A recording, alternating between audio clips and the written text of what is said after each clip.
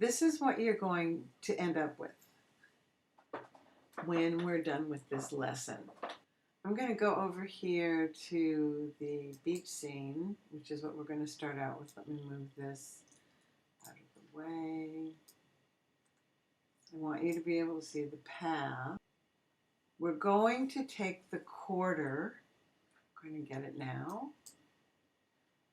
go to the move tool, drag the quarter into the beach scene, say OK, and don't show again. I want to put an anchored path around the quarter. If this wasn't perfectly round, we might have to take our pen tool and do this. In order to make a vector mask, you must have pen tool anchor points. It can't be a rasterized image. The easy way to do this is our shape tools are vector. We want to use the ellipse, and I'm going to put this in the middle-ish, hold the shift key and the option key, and that's close enough. Notice it puts a work path in here. I'm going to save path. I'm going to call it quarter. And under edit, notice free transform is now turned into free transform path. I'm going to move it into place, and I can noodle with the size a little bit. That's probably good enough. I'm going to either hit this check mark. If you have an extended keyboard, you can hit the enter key at the far right. So now I have the makings for separating this quarter from this background. To get a vector mask, it's the same icon as layer mask. See, it says add layer mask. I'm going to move away for a moment. I'm going to hold the command key on a Mac, the control key on a PC. It says now add vector mask. So it looks like we have a floating quarter. So we've got our quarters path in case we ever need it.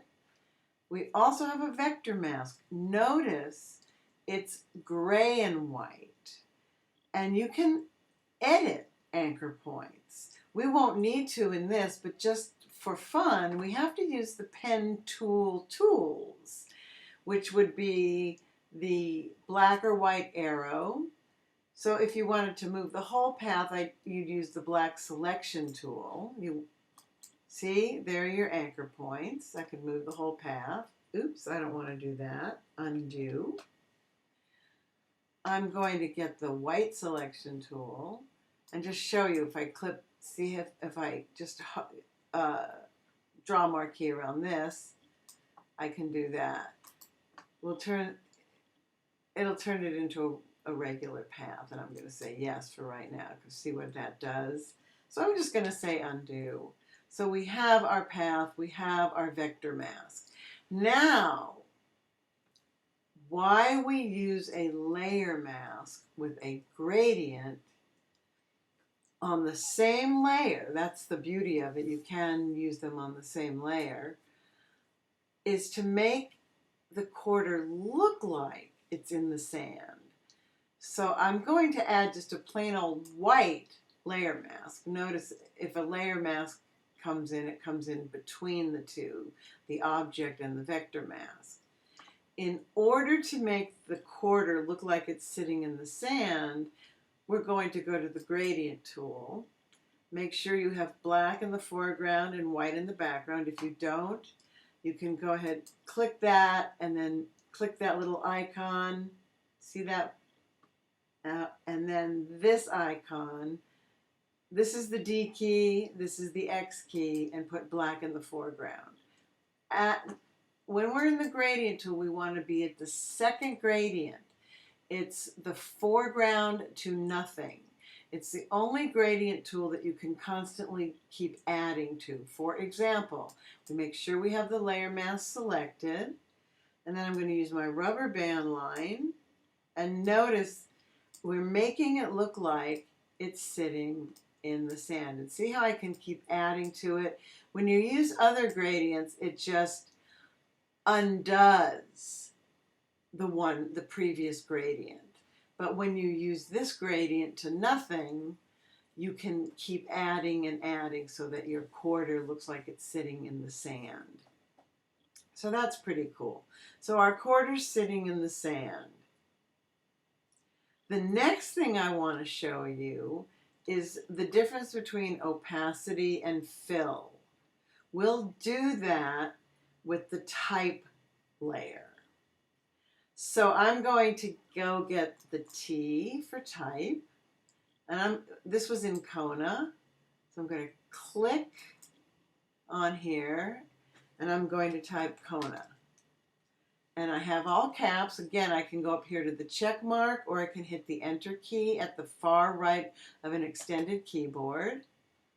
I'm going to get my Move tool and move it over here. That's where I want it. We don't care about the color. If we were dealing with opacity, it would change the opacity. We're just going to add, by double clicking, we're going to add some layer styles. We're going to add bevel and emboss, make it chisel hard, and I'm going to add the depth to about 230. And I think that's good. And then a drop shadow. And the nice thing about drop shadow is you can use the editing tools as long as you highlight the function. And see, I can pull the drop shadow. I can move my cursor right out here and pull it by hand. So I'm going to just make it a little lighter, a little softer by using size, and then a little darker by using spread, and click OK.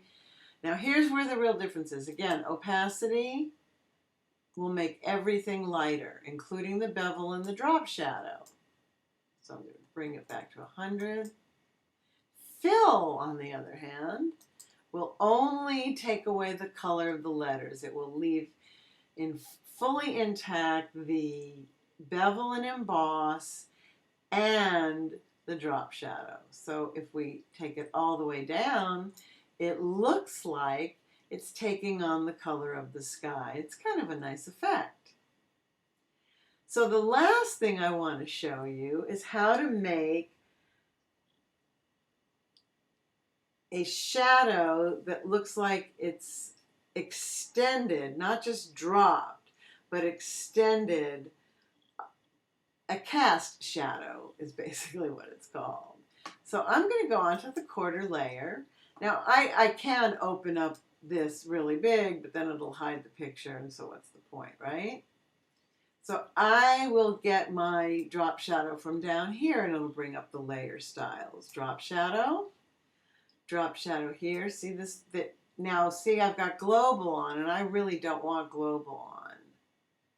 Global, it defaults to global, so it's assuming you want the same light source for everything, but we're not going to do that in this one. So I'm going to turn that off. I'm going to pull out my drop shadow. There it is. I'm going to make the spread nice and dark, and I'm going to make that a little softer. And distance doesn't matter so much because we're going to play with it. So I'm going to say OK. Now there's the drop shadow attached. Again, if you want to look, see, there's the FX, there's the drop shadow. What we want to do is separate the drop shadow from the layer it's attached to so we can work on it independently. Create. Right click, go down to Create Layer. That's okay. Some aspects, blah, blah, blah, don't show again. Okay. Now notice the drop shadow is on its own layer. There's this little icon here. And what I'm going to go in and do, I don't need this so wide again.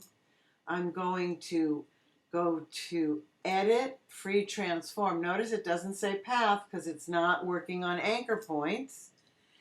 And if you hold the command key on a Mac or the control key on a PC, you can move the anchor points independently. Or bounding box points is what would be more accurate in free transform. So notice I'm making something more like a cast shadow than a drop shadow out of the drop shadow, so to speak. And there I have my cast shadow. I'm going to hit my little check mark up here. And now I have my cast shadow. I've got my quarter buried in sand. I mean, notice I can disable, not destroy, disable by holding the shift key. Disable, so everything's still there. This is totally non-destructive. Not that I'd want that paper there. I can also unhook or unlink these. So I can, let's say I want this gradient to pull down so it doesn't cover quite as much of the quarter. This I probably wouldn't want to change, or we're going to see that white paper. I always like to make sure I relink things just in case I accidentally move them. But there you have it. Vector mask, layer mask, they can be on the same layer. They don't have to be. Editing with vector mask, or, editing the mask itself with vectors and anchor points can be very powerful. You use the type tools. With the layer mask, you use white and black, a paintbrush, soft or firm, whatever you're doing, depending on what you're doing. Here's the object. We made a cast shadow because we separated the shadow from its layer. And we also made the type. And the reason it's all caps, I should have mentioned that. Let me close this. Is I have this double T. If I undo it, I originally typed it in lowercase. You can always make it all uppercase with that. And I added even more bold to Arial Black Regular. So there you have it.